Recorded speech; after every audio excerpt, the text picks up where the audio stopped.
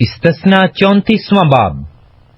اور موسیٰ مواب کے میدانوں سے کوہ نبو کے اوپر پسگا کی چوٹی پر جو یرہو کے مقابل ہے چڑھ گیا، اور خداوند نے جلاد کا سارا ملک، دان تک اور نفتالی کا سارا ملک، اور افرائیم اور منسی کا ملک، اور یہودا کا سارا ملک پیچھے سمندر تک، اور جنوب کا ملک، اور وادی یرہو جو خرموں کا شہر ہے، اس کی وادی کا میدان زخر تک اس کو دکھایا۔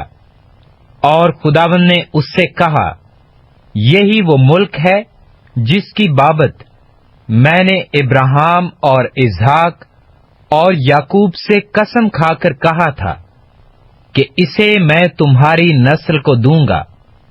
سو میں نے ایسا کیا کہ تو اسے اپنی آنکھوں سے دیکھ لے، پر تو اس پار وہاں جانے نہ پائے گا۔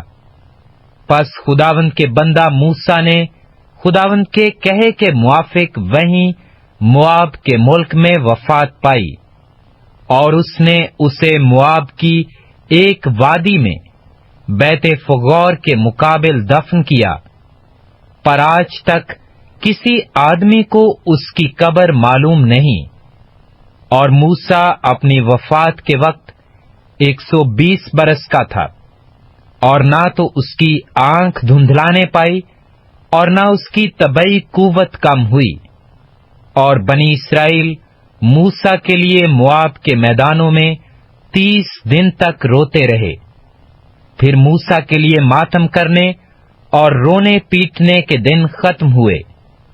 اور نون کا بیٹا یشو دانائی کی روح سے معمور تھا، کیونکہ موسیٰ نے اپنے ہاتھ اس پر رکھے تھے، اور بنی اسرائیل اس کی بات مانتے رہے، اور جیسا خداوند نے موسیٰ کو حکم دیا تھا انہوں نے ویسا ہی کیا۔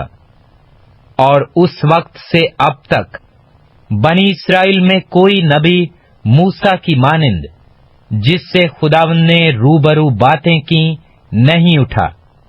اور اس کو خداوند نے ملک مصر میں فرعون اور اس کے سب خادموں اور اس کے سارے ملک کے سامنے سب نشانوں اور عجیب کاموں کے دکھانے کو بھیجا تھا۔